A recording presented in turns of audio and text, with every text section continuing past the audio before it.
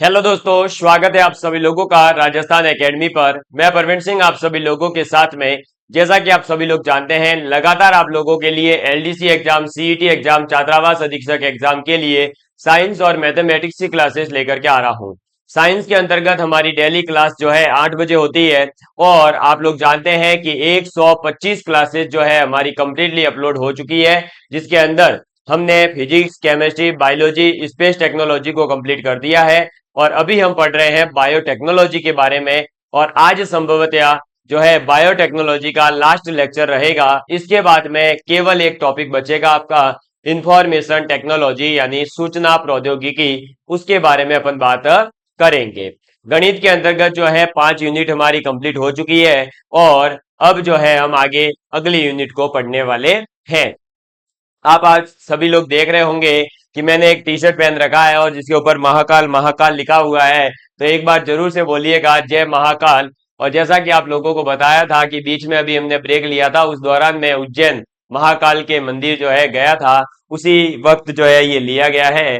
तो थोड़ा सा आज महाकाल के रूप में हम पढ़ने वाले हैं, यानी आज की क्लास महाकाल को समर्पित रहेगी। देखिएगा, अब हम बात करते हैं हमारे, कल हमने जो है ट्रांसजेनिक जीन क्या होते हैं और ट्रांसजेनिक जीन के अंदर क्या किया जाता है उसके बारे में बात करी थी। और इसके अंतर्गत प्रोसेस से ज्यादा क्वेश्चन पूछा जाएगा इसके एग्जाम्पल पर आधारित। तो हम सबसे पहले ट्रांसजेनिक सूक्ष्म जीवों की बात करेंगे, फिर ट्रांसजेनिक पशुओं के बारे में बात करेंगे, फिर पौधों के बारे में बात करेंगे और फिर फसल की बात करेंगे। और इसके अंदर जो भी उदाहरण आपको बताए जा रहे हैं वो सीधे सीधे से उदाहरण याद रखने हैं, क्योंकि उदाहरण ही एग्जाम के अंदर पूछे जाते हैं। तो आप लिखेंगे पहला, ट्रांसजेनिक ट्रांसजेनिक सूक्ष्म जीव। किसकी बात करेंगे? ट्रांसजेनिक सूक्ष्म जीव की अपन बात करेंगे। तो ट्रांसजेनिक सूक्ष्म जीव का मतलब है ऐसे सूक्ष्म जीव जिनको अपन किसी न किसी जो है ट्रांस जीन, मतलब उसके अंदर किसी एक अन्य प्रकार का जीन बना करके हम उन सूक्ष्म जीवों का जो उपयोग है वो उपचार के अंदर कर रहे हैं या किसी भी एक अन्य अच्छे कार्य के अंदर उपयोग कर रहे हैं। इसका एक उदाहरण देखने को मिलता है, जैसे कि इंसुलिन जो होता है, उस इंसुलिन के द्वारा क्या होता है? तो इंसुलिन द्वारा मधुमेह का उपचार। तो इंसुलिन के द्वारा आप लोग सभी जानते हैं हम शुगर जो होता है उसका उपचार करते हैं। तो इंसुलिन द्वारा मधुमेह का उपचार। क्लियर? चलिए, इसके बाद में दूसरा हम देखते हैं ट्रांसजेनिक सूक्ष्म जीव के अंतर्गत। तो हीमोफीलिया का अगर हमें इलाज करवाना है, और आप लोग सभी जानते हैं कि हीमोफीलिया के अंदर क्या होता है। तो हीमोफीलिया के अंदर यह होता है कि यदि आपको कहीं पर चोट लगी तो आपका जो ब्लड है वो रुकता नहीं है और लगातार बहता रहता है, क्योंकि उसके अंदर ब्लड जो है वो क्लोटिंग नहीं कर पाता, क्लोटिंग उसके अंदर नहीं होती है, स्कंदन नहीं हो पाता और एक परत नहीं बन पाती। इस वजह से जो ब्लड है वो लगातार बाहर निकलता रहता है। तो ऐसे में हीमोफीलिया के इलाज के लिए भी हम ऐसे ट्रांसजेनिक सूक्ष्म जीव बना रहे हैं जो क्या करेंगे? स्कंदन को जो है बनाने का कार्य करेंगे। ठीक है? तो हीमोफीलिया के इलाज, हीमोफीलिया के इलाज के लिए स्कंदन कारक, स्कंदन कारक का उत्पादन, यानी जो आपका स्कंदन है, क्लोटिंग है, उसको जो है बनाने का कार्य करने वाला सूक्ष्म जीव हम उत्पादन कर रहे हैं। तो स्कंदन कारक का उत्पादन। क्लियर? इसके बाद में नंबर 3 पर अपने पास में आ जाता है बौनेपन के लिए। जैसे आप लोग जानते हैं कुछ लोगों की जो है हाइट थोड़ी सी कम रह जाती है, यानी उनके अंदर बौनापन आ जाता है। तो बौनेपन के अंदर, एक सेकंड, बौनापन आ गया तो लिख लेते हैं। तो बौनेपन के इलाज के लिए भी जो है हम क्या करते हैं? तो उपचार बौनेपन के उपचार में हम क्या करेंगे, तो मानव के अंदर जो वृद्धि हार्मोन है वो हम डाल देते हैं। तो मानव के अंदर जैसे ही वृद्धि हार्मोन जाएगा तो उससे क्या होगा, उसका बौनापन दूर हो जाएगा, उसकी हाइट बढ़ जाएगी। समझ में आ गई बात। तो ट्रांसजेनिक सूक्ष्म जीव जो है उसके अंदर ये तीन चीजें याद रखनी है कि इंसुलिन का इलाज, जो जो इंसुलिन है उसका उपयोग अपन मधुमेह के उपचार के लिए करते हैं। इसके अलावा जो हीमोफीलिया है उसके लिए स्कंदन कारक के रूप में ट्रांसजेनिक सूक्ष्मजीव उपयोगी है, और बौनेपन के उपचार के लिए मानव वृद्धि हार्मोन के अंदर ये उपयोगी है। इसके बाद में आ जाता है दूसरा हमारे पास में ट्रांसजेनिक पशु। किसकी बात करेंगे, ट्रांसजेनिक पशु की बात करते हैं। ट्रांसजेनिक पशु। अब ट्रांसजेनिक पशु के अंदर क्या क्या याद रखना है, तो इसके अंदर सबसे पहला आपको याद रखना है कि भेड़ के अंदर जो है हमने क्या करा था कि ह्यूमन अल्फा 1 एंटी ट्रिप्सिन जो है उसको विकसित किया भेड़ के अंदर, और फिर उसका जो है हम मनुष्य के इलाज के लिए उपयोग में लेते हैं। तो एक याद रखना, पहला इसके अंदर क्या याद रखोगे, तो human human alpha human alpha 1 anti trypsin. Human alpha 1 anti trypsin को भेड़ में विकसित कर, को भेड़ में विकसित कर, भेड़ में विकसित कर, भेड़ के अंदर विकसित करके क्या करते हैं, तो भेड़ में विकसित कर इसकी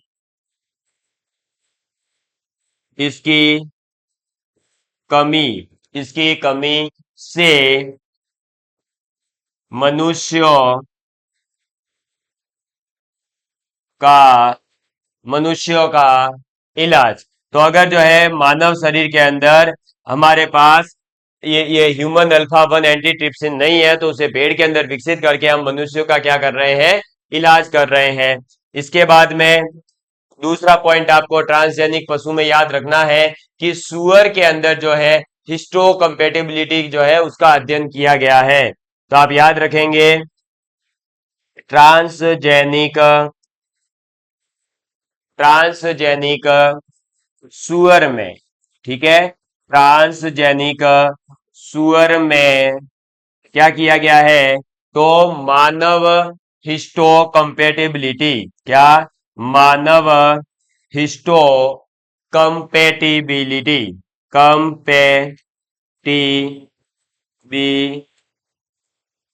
ठीक है, मानव में हिस्टो कंपेटिबिलिटी जो होती है उसका अध्ययन जो है हो चुका है, किसके अंदर, सुअर के अंदर अध्ययन हो चुका है। थोड़ा सा इसको ऊपर शिफ्ट करता हूं मैं, ठीक है, तो अध्ययन हो चुका है। तो ये बात आपको याद रखनी है कि हमारे पास में जो ह्यूमन अल्फा 1 एंटीट्रिप्सिन है उसका तो विकास हम भेड़ के अंदर कर रहे हैं, और मानव हिस्टो, एक सेकेंड, ये और मानव हिस्टो कंपेबिलिटी जो है, कंपेटिबिलिटी उसका अध्ययन किसके अंदर किया गया है, तो उसका अध्ययन हमने ट्रांसजेनिक सुअर के अंदर किया है। ठीक है, इसको एक बार आप नोट डाउन करिए, यही चीजें सीधे सीधे आपसे जो है एग्जाम के अंदर पूछी जाएगी, इसलिए एक बार नोट डाउन कर लीजिए। चलिए अब हम आगे बढ़ते हैं और नेक्स्ट अपने देखते हैं। तो एक पॉइंट आ जाता है कि 1997 के अंदर, कब, 1997 के अंदर एक रोजी नामक जो है ट्रांसजेनिक गाय का अपन ने क्या करा था, निर्माण करा था। और वो गाय जो है वो आपके मानव के अंदर जो प्रोटीन होता है एल्फा लेक्टा लबुमिन, क्या होता है, एल्फा लेक्टा लबुमिन जो है ये एक क्या होता है, प्रोटीन होता है जो दूध का भरपूर उत्पादन करने में सक्षम होती है। ठीक है, तो ये ट्रांसजेनिक गाय भी हमने बनाई है। तो तीसरा पॉइंट लिखेंगे पशु के अंदर ही कि 1997 में 1997 में तैयार रोजी, ROSIE, रोजी नामक नामक ट्रांसजेनिक ट्रांसजेनिक गाय। ठीक है, तो रोजी नामक ट्रांसजेनिक गाय मानव प्रोटीन,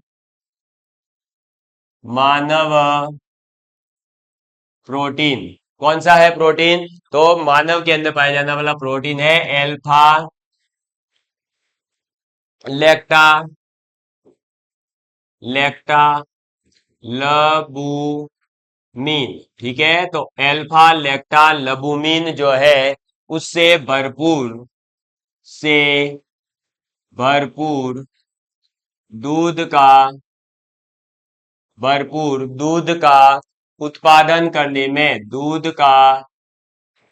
उत्पादन करने में सक्षम। क्लियर? ये बात आपको याद रखनी है कि 1997 के अंदर जो रोजी नामक एक ट्रांसजेनिक गाय डेवलप की गई थी वो मानव प्रोटीन एल्फा लेक्टा लुबुमिन जो है उससे भरपूर दूध का उत्पादन करने में सक्षम है। क्लियर? इसके अलावा आपको जो है नॉक आउट एक चूहा है वो भी जो है हमने याद रखना है कि आनुवांशिक रूप से अभियांत्रित किया गया चूहा है, क्योंकि नाम ही याद नहीं होगा तो हो सकता है कई बार नाम ही सीधे सीधे पूछ ले। तो आपको याद होना चाहिए कि नॉक आउट चूहा, कैसा चूहा? इसका नाम है ये, ठीक है ना, नॉक आउट चूहा, ये याद रखना। नॉक आउट चूहा एक आनुवांशिक रूप से आनुवांशिक रूप से आनुवांशिक रूप से क्या है? आनुवांशिक रूप से अभियंत्रित किया गया चूहा है, यानी इंजीनियर चेंज किया गया है। अभियांत्रित अभियांत्रित किया गया चूहा है। ठीक है, तो ये बात आपको याद रखनी है। नॉकआउट चूहा जो है वो एक क्या है? तो वो एक आनुवांशिक रूप से अभियांत्रित चूहा है। क्लियर? चलो आगे बात करते हैं नेक्स्ट पॉइंट की ओर। तो नेक्स्ट अपने पास में आ जाता है, अपन ने क्या क्या लिख लिया? तो ट्रांसजेनिक पशु की बात कर ली है। इसके बाद में तीसरे नंबर पर अपने पास में आ जाता है क्या? तो ट्रांसजेनिक पौधे। अब अपन किसकी बात करेंगे? ट्रांसजेनिक पौधों की बात करते हैं, ट्रांसजेनिक पौधे। ठीक है, अब देखिए ट्रांसजेनिक पौधे के अंदर अपन को याद रखना है कि सबसे पहले 1996 के अंदर 1996 में जो है प्रथम पहली बार जो है वाणिज्यिक रूप से जो आनुवांशिक रूप से संशोधित पौधा था वो उगाया गया। तो आप लिखेंगे 1996 में प्रथम वाणिज्यिक प्रथम वाणिज्यिक आनुवांशिक रूप से आनुवंशिक वाणिज्यिक आनुवांशिक रूप से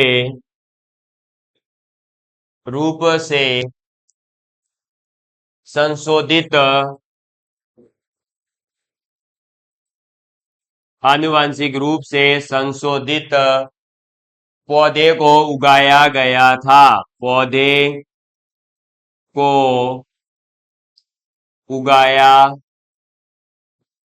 गया था। ठीक है, तो कब? 1966 के अंदर सबसे पहले जो है क्या आपका? तो वाणिज्यिक रूप से आनुवांशिक संशोधित पौधा जो है वो उगाया गया। क्लियर? इसके बाद में इसके अंदर सीधा सा याद रखना, एक तो पहला पॉइंट कि विषाणु प्रतिरोधी यानी कि वायरस का विरोधी। ठीक है, तो विषाणु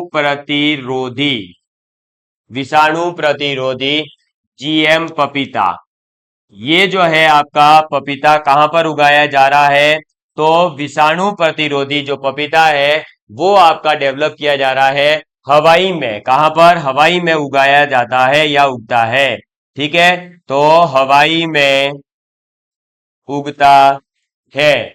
ये बात आपको याद रखनी है कि विषाणु प्रतिरोधी जो पपीता है वो बनाए जा चुके हैं, यानी ऐसे पपीता जिनके ऊपर किसी भी प्रकार के विषाणु यानी वायरस का कोई प्रभाव नहीं पड़ेगा। आप इसको एक बार नोट डाउन कर लीजिए और जल्दी से फिर अपन आगे बढ़ते हैं। इसका स्क्रीनशॉट ले लीजिए। इसके बाद में आगे और भी पौधों के अंदर ही बहुत सारी चीजें हैं, उनको पढ़ेंगे। चलिए अब आगे बात करते हैं। तो एक आ जाता है बीटी विष का जो है उत्पादन करने वाला क्या होता है? तो बीटी जो है जिसके बारे में अपन अभी आगे बात करेंगे, वो बीटी जो है विष का उत्पादन करता है और कुछ भी नहीं करता है। लेकिन बीटी जो है वो बीटी विष जो होता है वो एक कीटनाशी होता है। कैसा होता है? कीटनाशी यानी कीटों को नाश करने वाला होता है। लेकिन यही जो है बीटी जो विष है वो आपका जो स्तनधारी होते हैं उन स्तनधारियों के लिए गैर विषकारी होता है। ये बात इसकी याद रखनी है। तो सेकेंड पॉइंट आप लिखेंगे कि बीटी विष का उत्पादन, बीटी विष, ठीक है, बीटी की फुल फॉर्म अभी आएगी, बेसिलस थोरेंजिसेसिस, ठीक है, जिसकी अपन आगे बात करेंगे। बीटी विष का उत्पादन, तो बीटी विष का उत्पादन, और इसके ब्रैकेट में जो लाइन याद रखनी है वो ये याद रखनी है कि बीटी विष एक कीटनाशी है। कैसा है? कीटनाशी है। लेकिन लेकिन स्तनधारियों के लिए, स्तनधारियों स्तनधारियों के लिए गैर विषकारी है, गैर विषकारी है। ठीक है, तो ये बात आपको याद रखनी है कि जो बीटी विष का उत्पादन होता है वो बीटी विष कीटनाशी तो है, लेकिन अगर स्तनधारियों के लिए बात की जाए तो वहां पर जो है इसके विष का कोई प्रभाव नहीं है, यानी उनके लिए ये गैर विषकारी होता है। इसके अलावा कल मैंने जो है बार बार दो तीन शब्द यूज किए थे। एक था जेनेटिकली मॉडिफाइड, एक था जेनेटिकली मॉडिफाइड ऑर्गेनिज्म, एक था जेनेटिकली इंजीनियर्ड ऑर्गेनिज्म। तो जीईओ और जीएमओ की फुल फॉर्म आपको याद होनी चाहिए।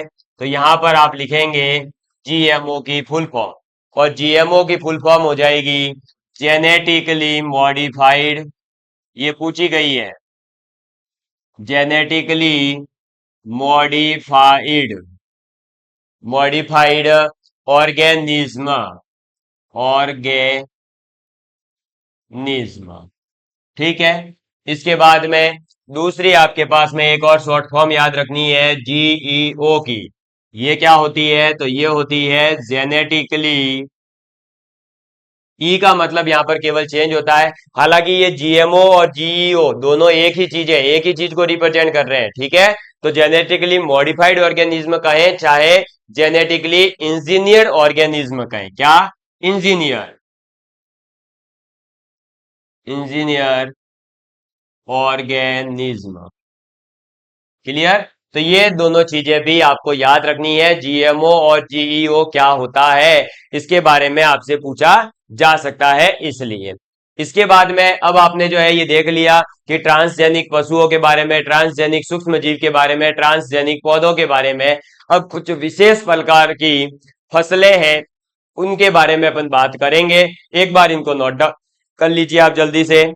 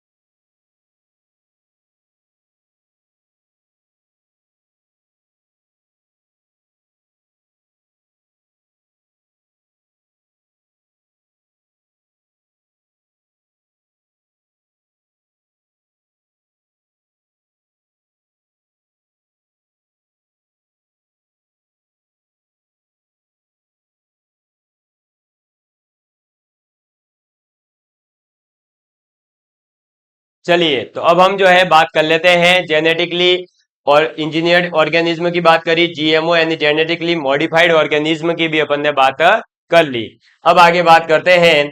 तो अपने पास में सबसे पहले आ जाता है फ्लावर सेवर टमाटर। क्या आ जाता है? फ्लावर सेवर टमाटर की अपन बात करेंगे। तो अब आप लिखेंगे फ्लावर सेवर टमाटर, फ्लेवर सेवर टमाटर।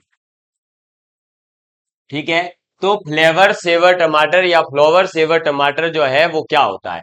फ्लावर सेवर टमाटर बेसिकली यह एक ऐसा जो है मॉडिफाइड जीन था टमाटर के अंदर कि क्या करता था, एक तो टमाटर के जो है क्या करता है, इसके माध्यम से जो पकने की प्रक्रिया होती है, यानी कि जो जल्दी से एकदम रेड होने की प्रक्रिया होती है, उसको थोड़ा सा क्या कर दिया, धीमा कर दिया, ताकि टमाटर जो है अपन 4 5 दिन 10 दिन तक चला सके। और एक आपने देखा होगा कि टमाटर जो है अगर कहीं पर भी थोड़ा सा भी उसके ऊपर भार आ जाए तो वो एकदम मुलायम हो जाता है और गीला हो जाता है, खराब हो जाता है। लेकिन ये जो है फ्लेवर सेवर टमाटर जो डेवलप किए गए, वो ऐसे डेवलप किए गए हैं कि थोड़े से कठोर है। और आपने देखा भी होगा कि अभी अभी जो नए टमाटर आ रहे हैं उनके ऊपर की जो बॉडी होती है वो कठोर होती है। अगर आप किसी को एक पल के लिए तो मार भी दोगे अगर खींचकर उससे, तो भी वो जो है एकदम से जैसे पहले वाले टमाटर गीले हो जाते थे उस टाइप का एकदम नहीं होगा। चाकू से काटने पर भी आपको पता चलता होगा कि उसमें थोड़ा सा ज्यादा जो है फोर्स लगाना पड़ता है। और जो ये टमाटर है इनका टेस्ट भी एकदम अलग है। पहले के जो टमाटर हुआ करते थे, जो अभी मार्केट में बहुत कम आ रहे हैं, वो खट्टे हुआ करते थे थोड़े से। लेकिन अभी जो टमाटर आते हैं वो एकदम फीके टाइप में आ रहे हैं या थोड़े से मिठासपन होता है उनके अंदर। तो फ्लेवर सेवर टमाटर की बात करते हैं। तो यह पहला जो है ऐसा पौधा था, या यह पहला वाणिज्यिक रूप से ऐसा कह सकते हैं सब्जी वगैरह थी, टमाटर यानी कि, ठीक है, जो आपका क्या था, लाइसेंस प्राप्त हुआ था इसे मानव के उपयोग के लिए। तो हम इसकी बात कर रहे हैं तो लिखेंगे यह पहला वाणिज्यिक रूप से, यह पहला वाणिज्यिक रूप से, यानी कमर्शियल रूप में, है ना, बेचने के लिए, वाणिज्यिक रूप से उठाया गया, वाणिज्यिक रूप से उठाया गया आनुवांशिक, आनुवांशिक संशोधित, आनुवांशिक संशोधित खाद्य पौधा था। ठीक है, खाद्य पौधा ये पहला यही है, तो खाद्य पौधा था, ये बात याद रखनी है। और जिसे मानव उपयोग के लिए, जिसे मानव उपयोग के लिए, क्या, मानव उपयोग के लिए लाइसेंस प्राप्त हुआ। ठीक है, तो ये जो है फ्लेवर सेवर टमाटर ये पहला जेनेटिकली मॉडिफाइड और जो है ऐसी सब्जी थी जिसको मानव उपयोग के लिए लाइसेंस प्राप्त हुआ था। और ये जो है किसने डेवलप किया था? तो यह कैलिफोर्निया की, लिखेंगे यह कैलिफोर्निया, यह कैलिफोर्निया की एक कंपनी थी, कैलजिन, क्या, कैलिफोर्निया की कैलजिन, कैलिफोर्निया की कैलजिन कंपनी द्वारा, कंपनी द्वारा विकसित किया गया। ठीक है, तो कैलिफोर्निया की कैलजिन कंपनी के द्वारा इसे विकसित किया गया था। और यह बनाने का उद्देश्य क्या था? तो इसका उद्देश्य लिखेंगे, इसका उद्देश्य, इसका उद्देश्य पकने की प्रक्रिया, पकने की प्रक्रिया यानी प्रोसेस जो है पकने का, उसको, प्रक्रिया को टमाटर में क्या करना था? धीमा करना। ठीक है, तो टमाटर में धीमा करना, धीमा करना। और इसे और इसे मुलायम, इसे मुलायम होने से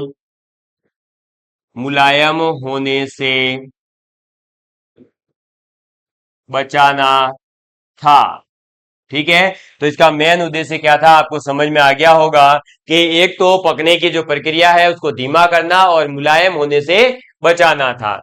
इसके बाद में आगे लिखेंगे पॉलीग्लैक्ट्रेनोइज। ठीक है, ये एक वर्ड है जो आपको याद रखना है, इसकी अपन अभी बात कर रहे हैं। तो लिखेंगे पॉलीग्लैक्ट्रोनोएज। ठीक है, पॉलीग्लैक्ट्रोनोएज पौधे द्वारा उत्पादित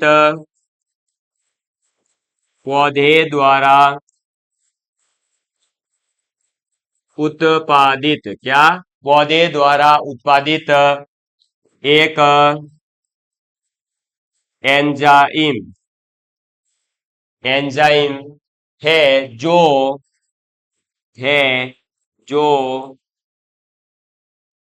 कुछ जीवाणुओं कुछ जीवाणुओं तथा तथा कवकों द्वारा द्वारा पकने की प्रक्रिया पकने की प्रक्रिया को नियंत्रित यानी कि कंट्रोल नियंत्रित करता है।